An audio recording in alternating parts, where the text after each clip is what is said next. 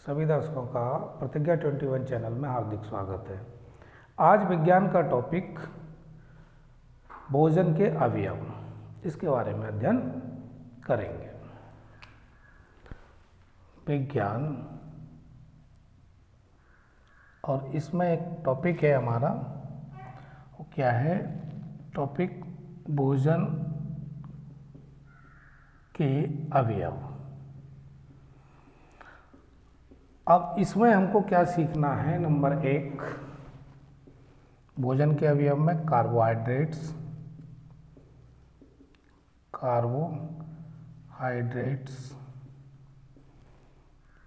दूसरा पढ़ना है हमको वसा। तीसरा प्रोटीन। चौथा खनिज लवण। और पाँचवें नंबर पर विटामिन।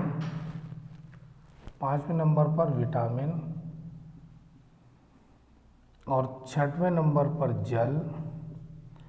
और सातवें नंबर पर रेशा फेज। ये पढ़ना है। तो भोजन के जो अवयव हैं प्रमुख, हमने ये 7 क्लासिफाइड कर लिए हैं: कार्बोहाइड्रेट, वसा, प्रोटीन, खनिज लवण, विटामिन, जल और रेशा। अब इनके बारे में एक एक करके अध्ययन करते हैं। अब बात करते हैं कार्बोहाइड्रेट्स की। तो जो कार्बोहाइड्रेट्स हैं,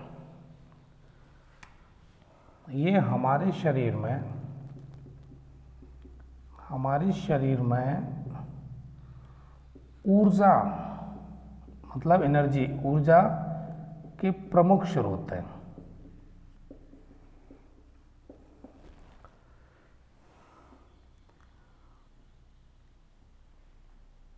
इनके ऑक्सीकरण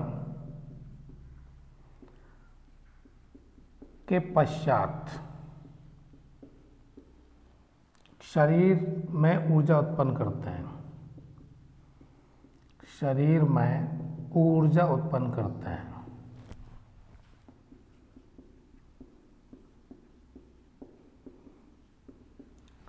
ये तो एक लाइन आपकी समझ में आ गई। दूसरा, 1 ग्राम कार्बोहाइड्रेट्स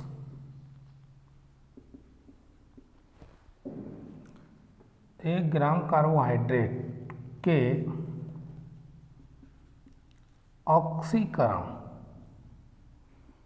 से 4.1 किलो कैलोरी ऊर्जा निकलती है।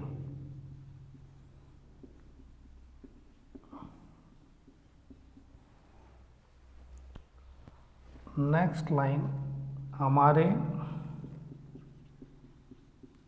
शरीर की कुल ऊर्जा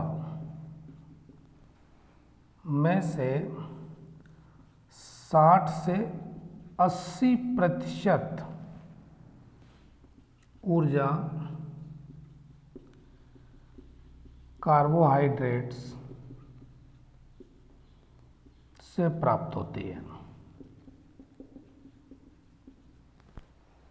यहाँ तक बात करें हमने कार्बोहाइड्रेट्स। अब कार्बोहाइड्रेट्स के प्रकार, अब इसके कितने प्रकार हैं? मुख्यतः ये 3 प्रकार का दिया हुआ है, और तीनों प्रकार मैं आपको आपके सामने बता रहा हूँ। पहला प्रकार है मोनोसैकराइड।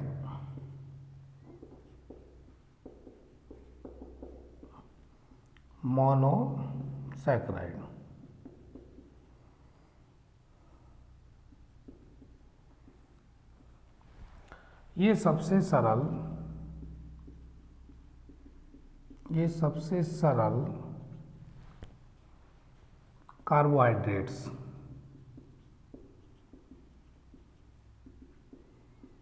होते हैं। जैसे ग्लूकोज, जैसे ग्लूकोज। दूसरा एग्जाम्पल फ्रक्टोज आदि। दूसरा प्रकार है डाइसैकराइड्स। डाइसैकराइड्स ये मोनोसैकराइड्स,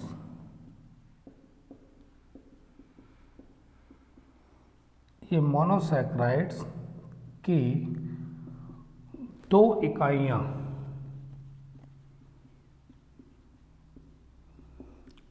से बने होते हैं,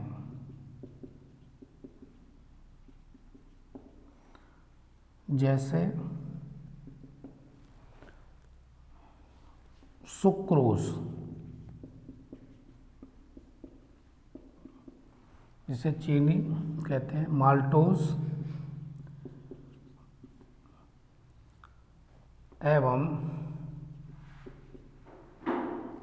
दुग्ध शर्करा।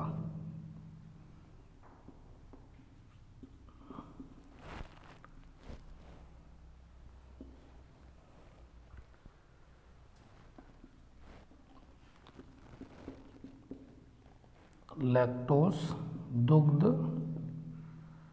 शर्करा। तो इस तरह से मैंने ये दो बताए। और तीसरा है इसका प्रकार पॉलीसैकराइड।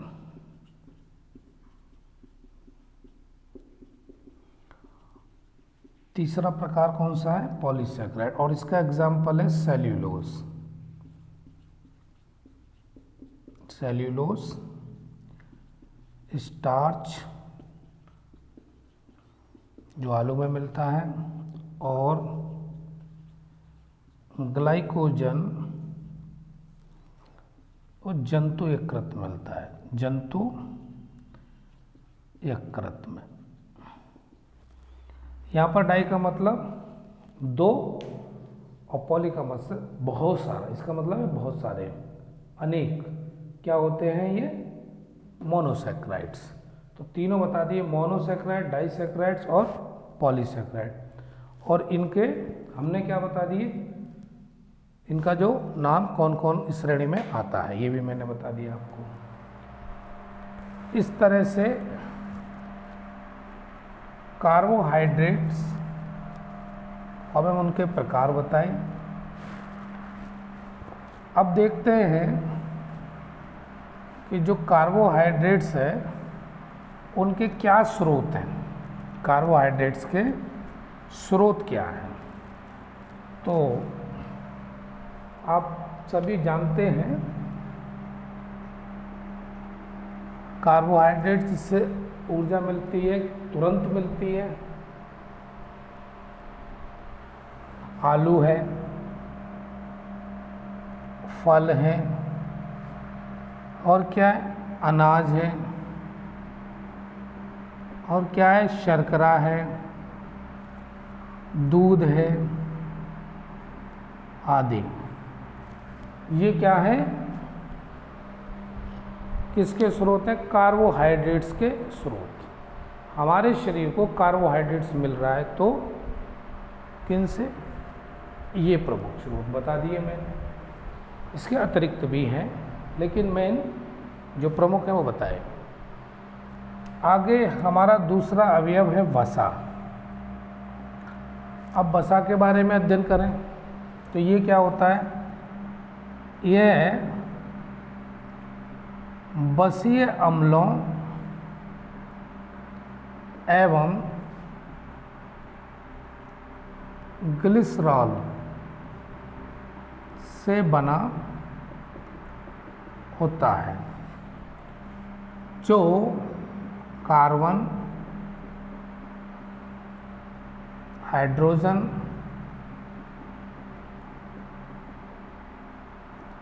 एवं ऑक्सीजन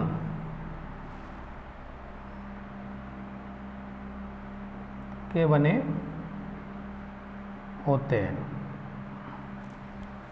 कहने का मतलब ये है वसा में आपको तत्व मिलेगा कार्बन, हाइड्रोजन और ऑक्सीजन, और ये होते क्या है, बसीय अम्ल और ग्लिसरॉल से बने होते हैं। वसा समझ में आया। अब समझना ये है 1 ग्राम वसा के ऑक्सीकरण से 5.65 किलो कैलोरी ऊर्जा प्राप्त होती है। ऊर्जा प्राप्त होती है। जंतु वसा अर्ध ठोस एवं वनस्पति वसा तरल अवस्था में होते हैं। तरल अवस्था में होते हैं। अब आपकी समझ में एक चीज़ ये भी आनी चाहिए कि जंतु वसा, जैसे हम घी गाय और भैंस का देखते हैं, घी खाते हैं, तो वो क्या है, वो अर्ध ठोस अवस्था में है तो वसा। लेकिन अगर सरसों का तेल हम देखते हैं तो वो क्या है, तरल अवस्था में है, वो भी वसा है। आगे, वसा जल में अविलेय, वसा जल में अविलेय एवं एसीटोन, बेंजीन, क्लोरोफॉर्म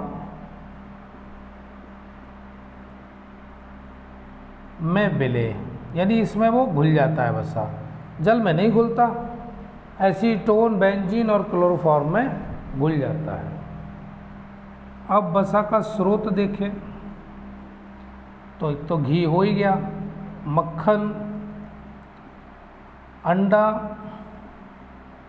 पनीर, बादाम आदि, बहुत सारे एग्जाम्पल हैं दिए हुए हैं, लेकिन फिलहाल हमने आपको यही दिए हैं, घी, मक्खन, अंडा, पनीर, बादाम। ये तो रही बात हमारी वसा की और कार्बोहाइड्रेट्स की। अब उसके आगे अगला अवयव देखते हैं, वो कौन सा है। वसा से आगे का अवयव बात करते हैं। वसा के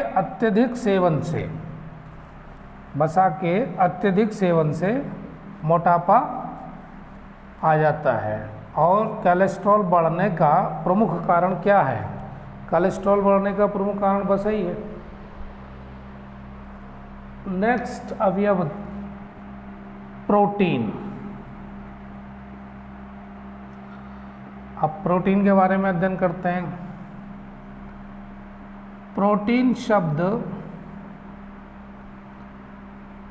जे वर्जिलियस ने 1930 में प्रतिपादित किया। मतलब सबसे पहले वर्जिलियस ने 1930 में प्रोटीन शब्द दिया। इससे पहले तो जानते ही नहीं थे कि प्रोटीन शब्द क्या है। एक बात समझ में आ गई, प्रोटीन में लगभग 20 प्रकार के अमीनो अम्ल पाए जाते हैं।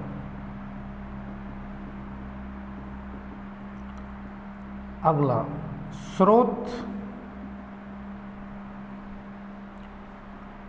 दाल, मछली, अंडा, दूध, फल, सोयाबीन,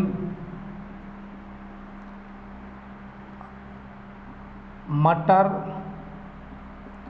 पनीर आदि। प्रोटीन का हमारे शरीर में काम क्या है?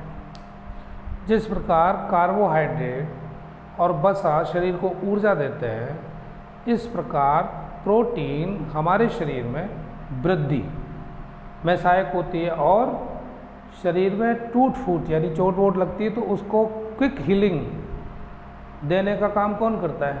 प्रोटीन करता है। प्रोटीन से हमारे शरीर में जो टूट फूट होती है उसकी जल्दी मरम्मत हो जाती है। तो कार्बोहाइड्रेट और वसा का काम क्या है? ऊर्जा प्रदान करना। प्रोटीन का काम क्या है? शरीर की टूट फूट की मरम्मत करना और वृद्धि में सहायक है। अच्छा, प्रोटीन की कमी से मैरेस्मस एवं क्वाशरकोर नामक रोग हो जाते हैं।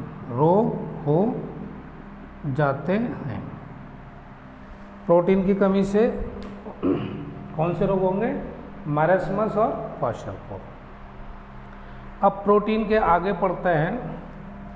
नेक्स्ट टॉपिक, इसका जो अवयव दिया हुआ है, अवयव है वो कौन सा है?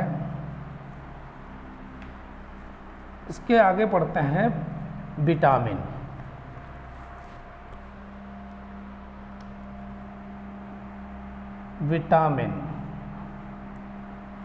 अब इस शब्द की यानी विटामिन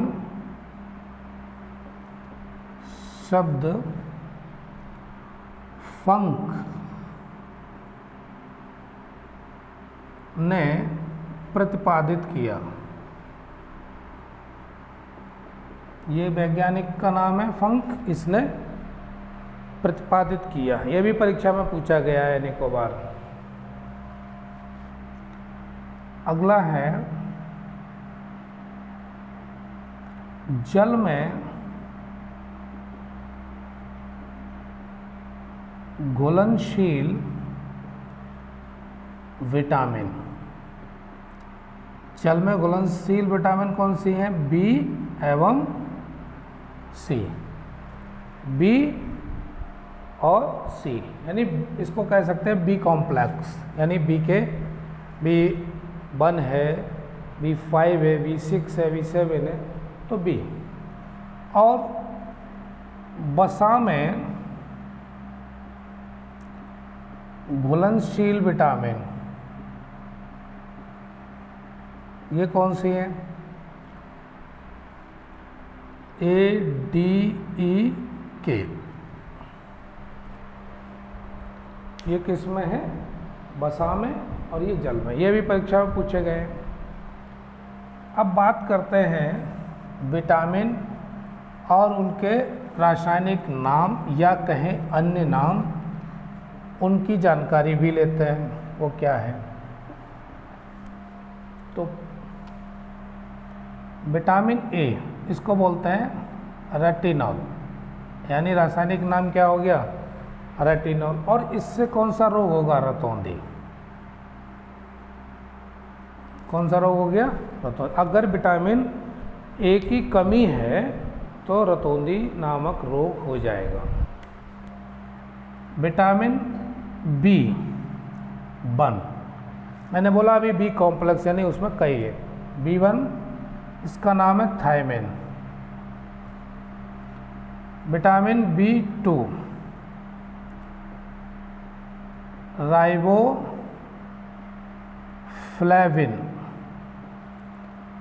B3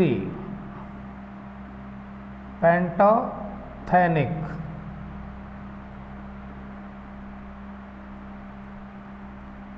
एसिड। B5 यह है niacin. Vitamin B7 biotin. Vitamin B9 folic अम्ल। B12 इसका रासायनिक नाम क्या है? Cyanocobalamin. और विटामिन बी की कमी से जो रोग होते हैं वो एक होता है बेरी बेरी और दूसरा रोग दिया हुआ है पैलाग्रा, ये भी इसकी कमी से रोग हो जाता है। तो 2 रोग बता दिए विटामिन बी की कमी से, बेरी और पैलाग्रा। और विटामिन ए की कमी से रतौंधी। विटामिन सी, इसका दूसरा नाम क्या है? Ascorbic acid. और इसकी कमी से कौन सा रोग हो रहा है? स्कर्वी। इसकी कमी से होता है स्कर्वी। विटामिन डी, इसका नाम कैल्सीफेरॉल।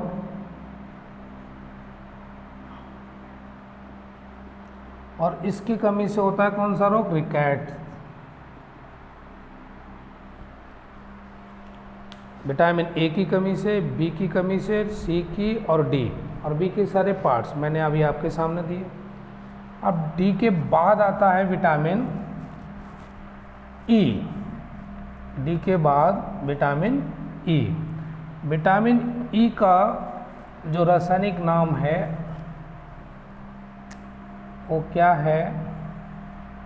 टोकोफेरॉल।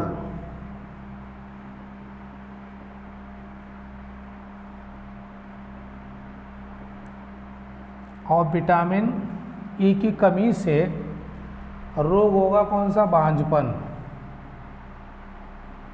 अगला है विटामिन के, इसका रासायनिक नाम फिलोक्विनोन। और इसकी कमी से रक्त का थक्का न जमना। भाई अनेकों बार परीक्षाओं में ये प्रश्न पूछे गए हैं विटामिन से संबंधित। एक बार जीवन में तैयारी हो जाए, एक बार सीख जाए विटामिन के, बार बार पढ़ने की क्या ज़रूरत है, दिमाग में रह जाएंगे। परीक्षा में आए और आपको याद है। तो ये तो बेसिक चीज़ें मैं बता रहा हूँ, वो तो याद आसानी से की जा सकती हैं। अब बात करते हैं खनिज लवण की। अगला अवयव क्या है हमारा? खनिज लवण। विटामिन के बाद खनिज लवण, मिनरल्स बोलते हैं इनको। तो इनको हम 2 भागों में बांटते हैं। बृहत पोषक। बृहत पोषक कौन कौन से हैं जिनकी हमारे शरीर में ज़्यादा ज़रूरत पड़ती है? वो नंबर 1 पे तो कैल्शियम है। बोन्स सारी बनी होती हैं फास्फोरस और कैल्शियम से। दूसरे नंबर पे आता है फास्फोरस। तीसरे नंबर पर लिया है सल्फर। चौथे नंबर पर सोडियम। 5वें नंबर पर क्लोरीन, मैग्नीशियम। ये सब मैक्रो न्यूट्रिएंट्स कहलाते हैं। मैक्रो न्यूट्रिएंट्स, इनकी आवश्यकता हमारे शरीर में खनिज लवण की ज़्यादा है। एक पोटेशियम में है,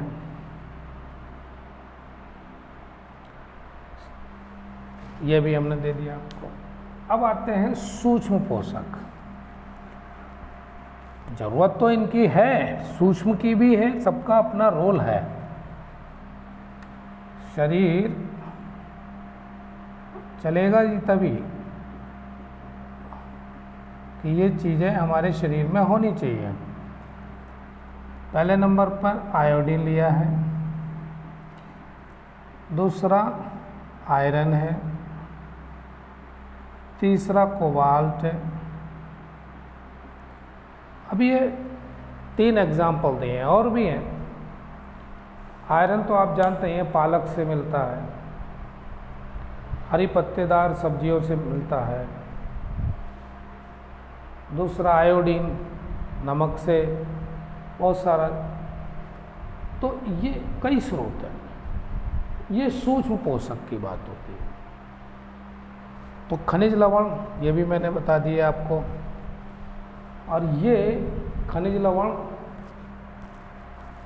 आते कहाँ से हैं? आते तो जमीन से ही हैं।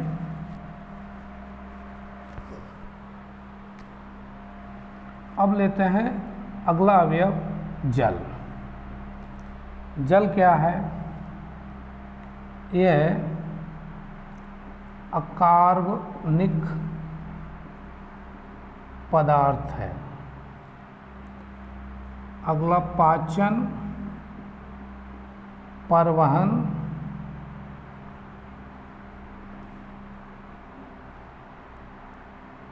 एवं उत्सर्जन में सहायक है। पानी का क्या रोल है अपनी बॉडी में, वो ये है। अगला, इसकी कमी से निर्जलीकरण हो जाता है, जिसे बोलते हैं डिहाइड्रेशन। दूसरा, जल जो है हमारे शरीर में शरीर का ताप नियंत्रित करता है। ये जल का रोल आपको समझ में आए कितना महत्वपूर्ण है। कहते हैं जल ही जीवन है, जल के बिना नहीं रहा जा सकता। और ये क्या करता है ये भी आप देख लिए। अब देखते हैं अंतिम जो अवयव है हमारे भोजन का, वो है रेशा।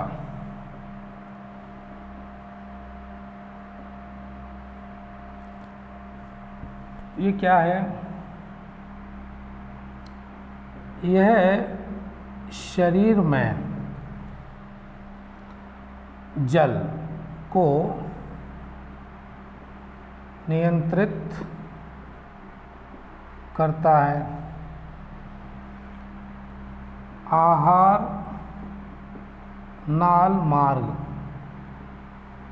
को साफ रखता है। 2 काम हो गए। ये इसका महत्वपूर्ण काम है। अब मिलता कहाँ से है, यानी स्रोत। सलाद खाने से, अनाजों की बाह्य परत से। अगला है दलिया और सब्जी। हरी सब्जी खाने से ये हमको रेशा रफेज मिलता है। इस तरह अभी हमने आपके सामने जो चर्चा की है भोजन के अवयव से संबंधित, और इनको आप एक बार याद कर लें, तैयार हो जाएगा ये विज्ञान का टॉपिक। इस तरह हमारा सहयोग करते लिए धन्यवाद।